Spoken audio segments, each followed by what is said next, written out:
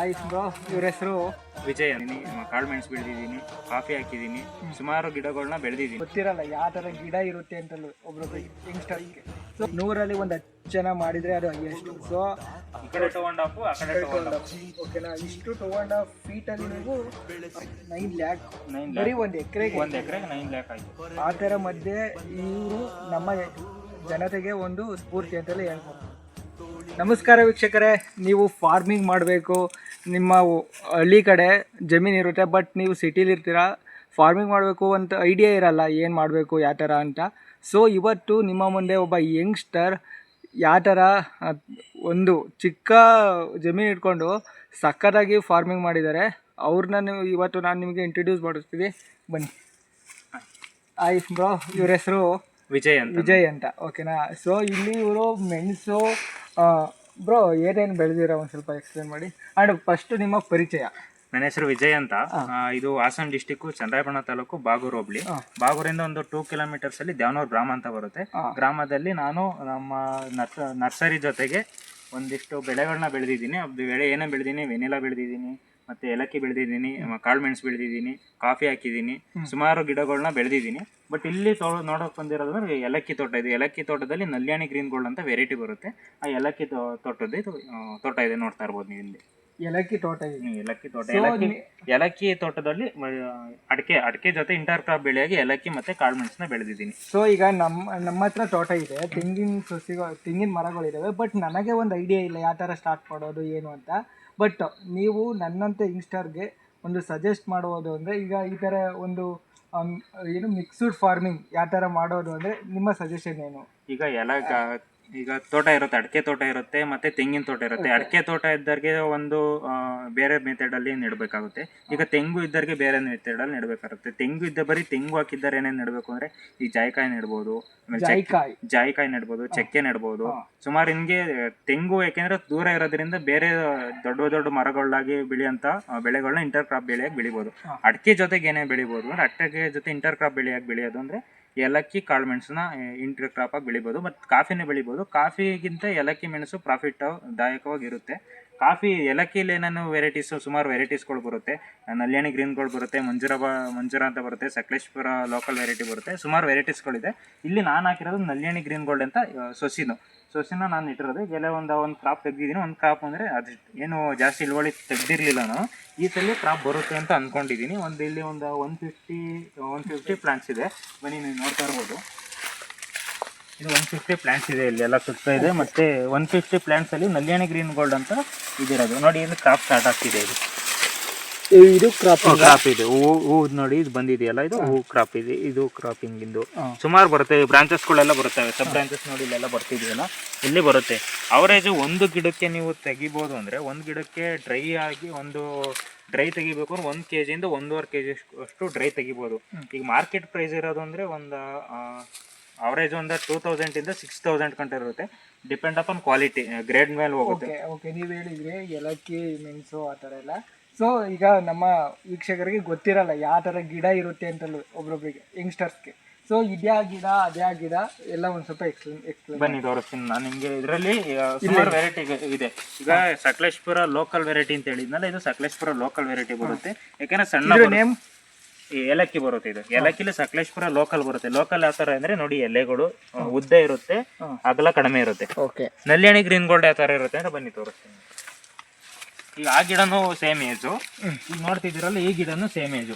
ನಲ್ಯಾಣಿ green gold ಅಂತ green ಜಾಸ್ತಿ ಇರುತ್ತೆ. ಆ ಗಿಡನು ಸೇಮ್ ಏಜು, ಈ ಗಿಡನು ಸೇಮ್ ಏಜು, ಬಟ್ ಇದು ವೆರೈಟಿ ಚೇಂಜು ಮತ್ತೆ ಈಲ್ಡ್ ಬರುತ್ತೆ. ಅದು ಸಕಲೇಶ್ಪುರ ಲೋಕಲ್ ಅಂತ ಏನೋ ಕರೀತಾರೆ ಅಂದ್ರೆ, ಸಕಲೇಶ್ಪುರ ವೆದರ್ಗೆ ಸೂಟ್ ಆಗಿರುತ್ತೆ. ಅದು ಮೋಡ ಮಳೆ ವಾತಾವರಣ ಆ ತರ ಸೂಟ್ ಆಗುತ್ತೆ. ಇದು ಹಾಟ್ ಕ್ಲೈಮೇಟ್ ಅಲ್ಲೂ ಬೆಳೆಯುವಂಥದ್ದು ನಲ್ಯಾಣಿ ಗ್ರೀನ್ ಗೋಲ್ಡ್ ಅಂತ ಕರೀತಾರೆ. ನೋಡ್ತಾ ನಿಮ್ಮ ಪ್ರಕಾರ ಯಾವ್ದು ಬೆಟರ್? Depend upon weather. ಈಗ ಸಕಲೇಶ್ಪುರ ಕಡೆ ನಡ್ತೀನಿ ಅಂದ್ರೆ ಅವ್ರಿಗೆ ಸಕಲೇಶ್ಪುರ ವೆರೈಟಿನೇ ಲೋಕಲ್ ವೆರೈಟಿನೇ ಸಾಕು. ಈಗ ಬಯಲುಸೀಮೆಯಲ್ಲಿ, ಈಗ ನಮ್ದು ಬಯಲುಸೀಮೆ ಅರೆಮಲೆನಾಡು ಬರುತ್ತೆ. ಅರೆಮಲೆನಾಡು ಮತ್ತೆ ಬಯಲುಸೀಮೆಯಲ್ಲಿ ಇದು ನಲ್ಯಾಣಿ ಗ್ರೀನ್ ಗೋಲ್ಡ್ ಅನ್ನೋದು ಬೆಟರ್ ಆಗಿರುತ್ತೆ. ನಿಮ್ಮ ಪ್ರಕಾರ ಹಾಸನ ಜಿಲ್ಲೆಗೆ ಜಾಸ್ತಿ ಇದು ನಲ್ಯಾಣಿ ಗ್ರೀನ್ ಗೋಲ್ಡ್. ಹಾಸನ ಜಿಲ್ಲೆಯಲ್ಲಿ ಅರೆಮಲೆನಾಡು ಬರುತ್ತೆ, ಮಲೆನಾಡು ಬರುತ್ತೆ. ಹಾಸನ ಜಿಲ್ಲೆಯಲ್ಲಿ ಅರೆಮಲೆನಾಡಿಗೆ ನಲ್ಯಾಣಿ ಗ್ರೀನ್ ಗೋಲ್ಡ್ ಬೆಟರ್. ನಾನು ಸಜೆಸ್ಟ್ ಮಾಡೋದು ನಲ್ಯಾಣಿ ಗ್ರೀನ್ ಗೋಲ್ಡ್ ಬೆಟರ್. ನೋಡಿ, ಇದು ಮಿನಿಮಮ್ ಅಂದ್ರೆ ನಲ್ಯಾಣಿ ಗ್ರೀನ್ ಗೋಲ್ಡ್ ಒಂದು ಆರು ಅಡಿಯಿಂದ ಒಂದು 12 ಅಡಿ ಗಂಟಲು ಹೋಗುತ್ತೆ. ನೋಡ್ತಾ ಇರ್ಬೋದು, ಒಂದೊಂದು ಹೈಟ್ ಇದೆ. ಈಗ ನೋಡಿ ಇದು ಹೈಟ್ ಎಷ್ಟಿದೆ. ಸೊ ನನಗಿಂತ ಇದಕ್ಕೆ ಕೆಮಿಕಲ್ ಏನು ಬಳಸಿಲ್ಲ. ಕೆಮಿಕಲ್ ಬಳಸಬೇಕು ಅಂದರೆ ಗ್ರೀನಿಶ್ ಚೆನ್ನಾಗಿ ಜಾಸ್ತಿ ಇರುತ್ತೆ. ಬಟ್ ನಾನು ಕೆಮಿಕಲ್ ಏನು ಬಳಸಲ್ಲ, ಆರ್ಗ್ಯಾನಿಕ್ ಬೆಳೆಸೋದ್ರಿಂದ ಈ ಥರ ಇದೆ. ಅದ್ರ ಜೊತೆಗೆ ಇಂಟರ್ ಕ್ರಾಪ್ ಬೆಳೆಯಾಗಿ ಇದನ್ನು ಬೆಳೆದಿದ್ದೀನಿ ನಾನು, ಕಾಳುಮೆಣಸು. ಓಕೆ, ಕಾಳುಮೆಣಸು. ಓಕೆ, ನೀವು ಇದನ್ನ ಸಸಿ ಎಲ್ಲಿಂದ ತಂದ್ರಿ ಎಲ್ಲ ಹೇಳ್ಬೋದಾ? ಸಸಿ ಅಂದ್ರೆ ನಮ್ದು ನರ್ಸರಿ ಇರೋದ್ರಿಂದ ನಾನು ನರ್ಸರಿಯಲ್ಲಿ ಇದು ಮಾಡ್ಕೊಂಡು ಪ್ಲಾನ್ ಮಾಡ್ಕೊಂಡು ನೆಟ್ಟಿರೋದಿದ್ದು. ಬಟ್ ನೀವು ಸ್ಟಾರ್ಟಿಂಗ್ ಇನಿಷಿಯಲ್ ಸ್ಟೇಜ್ ಅಲ್ಲಿ ನಾನು ತಂದಿದ್ದು ಸಕಲೇಶ್ಪುರ ಕಡೆ ಹೋಗಿ ಸರ್ಚ್ ಮಾಡಿ ತಂದಿದ್ದು. ಸಕಲೇಶ್ಪುರ ಕಡೆ ಹೋಗಿ ಇದು P1 ಅಂತ ಹೇಳ್ಬಿಟ್ಟು ವೆರೈಟಿನ ಚೂಸ್ ಮಾಡಿ ತಂದಿದ್ದು. ಇದನ್ನ ನಮ್ಗೆ ಗೊತ್ತಿರೋರೊಬ್ರು ಇಲ್ಲೇ ತಂದು ಡೆಲಿವರಿ ಕೊಟ್ಟು, ಏಲಕ್ಕಿ ಮತ್ತೆ ಮೆಣಸಿನ ಇಲ್ಲೇ ತಂದು ಡೆಲಿವರಿ ಕೊಟ್ಟು ಹೇಗೆ ನೆಡ್ಬೇಕು ಅಂತ ಪ್ಲಾನ್ ಮಾಡಿ ಕೊಟ್ಟೋಗಿದ್ರು. ಈಗ ನಾನು ಇದನ್ನ ನೆಟ್ಟಿದ್ದೀನಿ. ಇದು ಇದರಲ್ಲಿ ಸುಮಾರು ಒಂದು ವೆರೈಟೀಸ್ಗಳು ಬರ್ತವೆ. ಸುಮಾರು ಒಂದು 25-30 ವೆರೈಟೀಸ್ ಇದೆ ಮೆಣಸಲ್ಲೇ. ನಮ್ಮ ಮೆದರಿಗೆ ಸೂಟ್ ಆಗೋದು P1 ಅಂತ ಹೇಳಿದ್ರು, ಅದಕ್ಕೆ P1 ತಂದಿದ್ದೀನಿ. ಈ ನಮ್ಮ ಸೂಟ್ ಆಗಂತ ಸುಮಾರು ಇನ್ನೂ 4-5 ವೆರೈಟೀಸ್ ಇದೆ, ಅದನ್ನ ಅಲ್ಲಿದೆ, ತೋರಿಸ್ತೀನಿ ನೆಕ್ಸ್ಟ್. ಅಂಡ್ ವೀಕ್ಷಕರೇ, ನಮ್ಮ ಕಡೆ ಅಂದರೆ ಹಾಸನ ಜಿಲ್ಲೆಗೆ ಬಂದರೆ, ಮತ್ತೆ ನಮ್ಮ ಹಾಸನ ಜಿಲ್ಲೆಯಿಂದ ಅಂದರೆ ಈ ಕಡೆ ಚಂದ್ರಾಪಟ್ಟಣ ಸೈಡ್ ಬಂದರೆ ಈ ಥರ ಬೆಳೆ ಮಾಡೋದು ಕಮ್ಮಿ ಜನ. ಸೊ 100ರಲ್ಲಿ ಒಂದು 10 ಜನ ಮಾಡಿದರೆ ಅದು ಹೈಯೆಸ್ಟು. ಸೊ ಆ ಥರ ಮಧ್ಯೆ ಇವರು ನಮ್ಮ ಜನತೆಗೆ ಒಂದು ಸ್ಫೂರ್ತಿ ಅಂತಲೇ ಹೇಳ್ಬೋದು. ಆ್ಯಂಡ್ ನನಗೆ ಈ ಥರ ಮಾಡಬೇಕು ಅಂತ ಇದೆ. ನಂದು ತೋಟ ಇದೆ, ನನಗೂ ಈ ಥರ ಎಲ್ಲ ಮಾಡಬೇಕು ಅಂತ ಇದೆ. ಬಟ್ ನಂಗೆ ಐಡಿಯಾನೇ ಇಲ್ಲ ಯಾವ ಥರ ಸ್ಟಾರ್ಟ್ ಮಾಡೋದು ಅಂತ. ಸೊ ನೀವೇನಾದರೂ ಒಬ್ಬ ಯಂಗ್ಸ್ಟರ್ ಆಗಿ ಒಂದು ಮಿಕ್ಸ್ಚರ್ ಫಾರ್ಮಿಂಗ್ ಮಾಡಬೇಕು ಅಂತ ಇದ್ದರೆ, ಸೊ ಈ ವಿಡಿಯೋ ಡೆಫಿನೆಟ್ಲಿ ನಿಮಗೆ ಹೆಲ್ಪ್ ಆಗೇ ಆಗುತ್ತೆ. ಸೊ ಹಿಂಗೆ ಕೊನೆವರೆಗೂ ನೋಡಿ, ಇನ್ಫಾರ್ಮೇಟಿವ್ ಆಗಿ ಇರುತ್ತೆ. ಓಕೆ, ಬನ್ನಿ. ಇದು ನೋಡ್ತಾರೆ, ಈಗ ಕ್ರಾಪ್ ಇದು ಸ್ಟಾರ್ಟ್ ಆಗಬೇಕು ಅಂದರೆ ಸೊ ಈಗ ನೀವು ಹಾಕಿ ಎಷ್ಟು ವರ್ಷ ಆಗಿದೆ ಈಗ? ಇದನ್ನ ಹಾಕಿ ನಾನು ಸುಮಾರು 2-2.5 ವರ್ಷ ಆಗಿದೆ. ಬಟ್ ನಲ್ಯಾಣಿ ಗ್ರೀನ್ ಗೋಲ್ಡ್ ಏಲಕ್ಕಿ ಬಂದ ನನಗೆ ಕ್ರಾಪ್ ಸ್ಟಾರ್ಟ್ ಆಗಿದ್ದು 1 ವರ್ಷದಿಂದ ಒಂದು 8 ತಿಂಗಳಿಂದ 1 ವರ್ಷದೊಳಗೆ ಕ್ರಾಪ್ ಸ್ಟಾರ್ಟ್ ಆಗಿದೆ. ಬಟ್ ಕ್ರಾಪ್ ಅಂದ್ರೆ ಈ ಈಲ್ಡ್ ಹೂ ಫ್ಲವರಿಂಗ್ ಸ್ಟಾರ್ಟ್ ಆಗಿದೆ. ಕೆಲವರು ಹೇಳ್ತಾರೆ ಜಾಸ್ತಿ ಕಂದು ನೆಡಬೇಕು ಅಂತೇಳಿ. ಇದರಲ್ಲಿ 2 ಮೆಥಡಲ್ಲಿ ನೆಡ್ಬೋದು. ಈಗ ನೋಡ್ತಾ ಇದ್ದೀರಲ್ಲ, ಆ ಕಡೆ ಇಲ್ಲಿ ನೋಡ್ತಾ ಇರ್ಬೋದು. ಇಲ್ಲಿ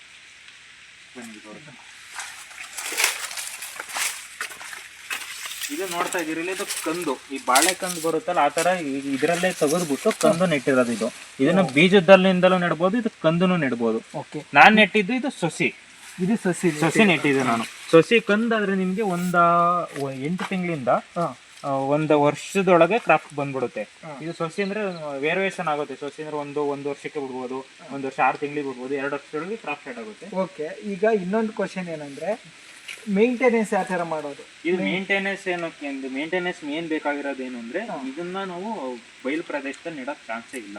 ಬಯಲು ಅಂದ್ರೆ ಓಪನ್ ಪ್ಲೇಸ್ ಅಲ್ಲಿ ನೆಡಕ್ ಆಗೋದೇ ಇಲ್ಲ. ನೆರಳಿರು ಮಳೆ ಆಶ್ರಿತ ಮತ್ತೆ ನೆರಳು ಪ್ರದೇಶ ಆಗಿರ್ಬೇಕು. ನೆರಳು ಅಂದ್ರೆ ಈಗ ಶೇಡಿಂಗು, ತೆಂಗಿನ ತೋಟ ಜಾಸ್ತಿ ಹತ್ತಿರ ಇರುತ್ತಲ್ಲ ಆ ಶೇಡಿಂಗ್ ಅಲ್ಲಿ, ಮತ್ತೆ ಅಡಿಕೆ ತೋಟ ಇರುತ್ತಲ್ಲ ಆ ಶೇಡಿಂಗ್ ಅಲ್ಲಿ, ಮಾವಿನ ತೋಪಲ್ಲಿ ಈಗ ಸುಮಾರು ತೋಪುಗಳು ಮಾಡ್ಕೊಂಡಿರ್ತಾರೆ. ಮಾವು, ನುಗ್ಗೆ ಎಲ್ಲ ತೋಪ ಇರುತ್ತಲ್ಲ ಅದ್ರಲ್ಲಿ ನೆಡ್ಬೋದು. ಬಾಳೆ ಒಳಗೆ ಇಂಟರ್ ಕ್ರಾಪ್ ಬೆಳೆಗೆ ಅದು ಲೈಫ್ ಇರೋ ಇದು ಸುಮಾರು ಇದಕ್ಕೆ ಸಾವಿಲ್ಲ ಅಂದ್ರೆ ಇದು ಲೈಫ್ ಟೈಮ್ ನೀವು ಎಷ್ಟು ದಿನ ಮೇಂಟೈನ್ ಮಾಡ್ತೀರ ಹಂಗೆ. ಇದು ಸೈಡ್ ಬ್ರಾಂಚಸ್ಗಳನ್ನೆಲ್ಲ ತೆಗೆದು ಈ ಹೊಸ ಬ್ರಾಂಚಸ್ಗಳು ಬರುತ್ತೆ. ಎಕ್ಸಾಂಪಲ್ ಮೇಂಟೆನೆನ್ಸ್ ಮಾಡಿದ್ರೆ ಅದು ಬರ್ತಾ ಹೋಗ್ತಾ ಇರುತ್ತೆ. ಲೈಫ್ ಇಲ್ಲ ಇದೆ, ನೀವು ಎಷ್ಟು ಲೈಫ್ ನೀವು ಇರೋವರೆಗೂ ನೀವು ಮೇಂಟೈನ್ ಮಾಡ್ಕೊಂಡು ಚೆನ್ನಾಗಿ ಮೇಂಟೈನ್ ಮಾಡಿ ಇರ್ಬೋದು. ಆಮೇಲೆ ನೆರಳಿರ್ಬೇಕು, 50% ಇಂದ 70% ನೆರಳಿರ್ಬೇಕು. ಮತ್ತೆ ಒಂದು ಗಿಡದಿಂದ ಒಂದು ಗಿಡಕ್ಕೆ ಮಿನಿಮಮ್ 5 ಅಡಿ ಡಿಫ್ರೆನ್ಸ್, 5 ಅಡಿ. ಈಗ ನಾನು ತೋರಿಸ್ತೀನಿ ನಿಮಗೆ. ಇಲ್ಲಿ ಎಷ್ಟು ಒಂದು 2.5 ಫೀಟ್ ಇದೆ. ಇದು ಈ ಕಡೆ 2.5, ಆ ಕಡೆ 2.5. ಓಕೆನಾ? ಇಷ್ಟು 2.5 ಫೀಟ್ ಅಲ್ಲಿ ನೀವು ಮರ ಇದು ಏನು ಏಲಕ್ಕಿನ ನೆಡಬೇಕು. ಓಕೆನಾ? ಈಗ ಮಧ್ಯದಲ್ಲಿ ಇದನ್ನ 2 ಮೆಥಡಲ್ಲಿ ನೆಡ್ಬೋದು. ಈಗ ನಾನ್ ನೆಟ್ಟಿರೋದು ಒಂದ್ ಕಡೆ ಕಳೆ ತೆಗಿಬೇಕು ಅಂತ ಹೇಳಿ ಮಧ್ಯದಲ್ಲಿ ಗ್ಯಾಪ್ ಬಿಟ್ಕೊಂಡಿದ್ದೀನಿ. ಈಗ ನೋಡ್ತಾ ಇರ್ಬೋದು, ಇದು ಅಡಿಕೆಯಿಂದ ಅಡಿಕೆಗೆ ಒಂದು 8 7ರಿಂದ 8 ಅಡಿ ಬರುತ್ತೆ. ಈ 2 ಅಡಿಕೆ ಮಧ್ಯಕ್ಕೆ ನಾನು ನೆಟ್ಟಿರೋದು ನೋಡಿ. ಇಲ್ಲಿ ಅಡಿಕೆ ಇದೆ, ಇಲ್ಲೂ ಅಡಿಕೆ ಇದೆ, 2 ಅಡಿಕೆ ಮಧ್ಯಕ್ಕೆ ನೆಟ್ಟಿದ್ದೀನಿ. ಇನ್ನೊಂದು ಮೆಥಡಲ್ಲಿ ನೆಡ್ಬೋದು, 4 ಅಡಿಕೆ ಮಧ್ಯಕ್ಕೆ ಇಲ್ಲಿಗೆ ಒಂದು ನೆಡ್ಬೋದು. ಬಟ್ ಆಗ ನಿಮಗೆ ಇಲ್ಲಿ ಮಧ್ಯದಲ್ಲಿ ಸ್ಪೇಸ್ ಸಿಗಲ್ಲ, ಓಡಾಡಕ್ಕಾಗಲ್ಲ. ಅಂದ್ರೆ ಟ್ರ್ಯಾಕ್ಟರ್ ಓಡಾಡಕ್ಕಾಗಲ್ಲ. ಬೇಕಾದ್ರೆ ನೀವು ಜೀರೋ ಕಲ್ಟಿವೇಶನ್ ಅಲ್ಲಿ ಮಾಡ್ಕೊಬಹುದು. ಆ ಥರ ನೆಟ್ಟಿದ್ದೀನಿ ಇದು. ಸೊ ಈ ಥರ ಬೆಳೆ ಮಾಡೋಕೆ ಹೋದಾಗ ಮೇಂಟೆನೆನ್ಸ್ ಮೇಯ್ನು ನಮಗೆ ಪ್ರಾಬ್ಲಮ್. ಸೊ ಇದಕ್ಕೆ ಮೇಂಟೆನೆನ್ಸ್ ಯಾವ ಥರ ಮಾಡೋದು ಅಂತ ಹೇಳಿ. ಇದು ಮೇಂಟೆನೆನ್ಸ್ ಅಂದರೆ ಒಂದೇ ಒಂದು ರೋಗ ಬರುತ್ತೆ. ರೋಗ ಅಂದರೆ ಸುಮಾರು ಈಗ ಕಂದು ಸ್ವೀಟ್ ಇರುತ್ತೆ ಮತ್ತೆ ಚುಚ್ಚಿ ಮತ್ತೆ ಹುಳಗಳು ಫಂಗಸ್ಗಳು ಕ್ರಿಯೇಟ್ ಆಗಿ ಕೆಳಗಡೆಯಿಂದ ಕಾಂಡಗಳು ಕೊಳೆತಾ ಬರುತ್ತೆ. ಅದನ್ನ ಒಂದ್ ಸ್ವಲ್ಪ ಮೇಂಟೈನ್ ಮಾಡ್ಕೊಬೇಕು. ಆಗ ಗಿಡ ಏನು ತೊಂದರೆ ಆಗಲ್ಲ. ಮೇಂಟೆನೆನ್ಸ್ ಗೆ ಯಾವ ಔಷಧಿ ಅದೇ ಹೇಳ್ತೀನಿ, ಗಿಡಗಳಿಗೆ ಏನು ತೊಂದರೆ ಆಗಲ್ಲ. ಬಟ್ ಅದನ್ನ ಆರ್ಗ್ಯಾನಿಕ್ ವೈಸ್ ಎರಡು ಮೆಥಡ್. ಆರ್ಗ್ಯಾನಿಕ್ ವೈಸ್ ಹೇಳ್ತೀನಿ ಅಂದ್ರೆ ನೀವು ಬೇವಿನ ಎಣ್ಣೆ ಸ್ಟಾರ್ಟಿಂಗ್ ಇನಿಷಿಯಲ್ ಸ್ಟೇಜ್ ನೆಟ್ಟಿ ಸ್ವಲ್ಪ ದಿನ ಒಂದು 3 ತಿಂಗಳಿಂದಲ್ವಾ ಅದು ನೀವು ಸಾಯೋವರೆಗೂ ಬೇಕಾದ್ರೆ ಆರ್ಗ್ಯಾನಿಕ್ ಆಗಿ ಬೇವಿನ ಎಣ್ಣೆ ಸ್ಪ್ರೇ ಮಾಡ್ಕೊಂಡ್ಬರ್ಬೇಕು. 15 ದಿನಕ್ಕೊಂದ್ಸಲಿ ಸ್ಪ್ರೇ ಮಾಡ್ಕೊಂಬಂದ್ರೆ ಕೈ ಅಂಶ ಇರೋದ್ರಿಂದ ಯಾವುದೇ ರೋಗಗಳು ಬರಲ್ಲ. ಇನ್ನು ಕೆಮಿಕಲ್ ವೈಸ್ ಹೇಳ್ತೀನಿ, ಸುಮಾರು ಕೆಮಿಕಲ್ ನಾನು ರೆಫರ್ ಮಾಡೋಕ್ಕಿಂತ ಕೆಮಿಕಲ್ ಶಾಪ್ಗೆ ಹೋದರೆ ಇಂಥ ರೋಗ ಬಂದಿದೆ ಅಂತ ಹೇಳಿದ್ರೆ ಅವರೇ ಸಜೆಸ್ಟ್ ಮಾಡಿ ನಾನು ಪರ್ಟಿಕ್ಯುಲರ್ ಆಗಿ ಇದೇ ಬೇಕು ಅಂತೇನು ಇದು ಮಾಡೋದು. ಫಂಗಸ್ಗೆ ಯಾವ್ದಾದ್ರು ಬರುತ್ತೆ ಮತ್ತು ಹುಳುಗಳಿಗೆ ಯಾವ್ದಾದ್ರು ಬರುತ್ತೆ ಅದನ್ನು ಸ್ಪ್ರೇ ಮಾಡ್ಕೊಂಡ್ರೆ ಆಯಿತು. ಮತ್ತೆ ನಮ್ಮ ವೀಕ್ಷಕರದ್ದು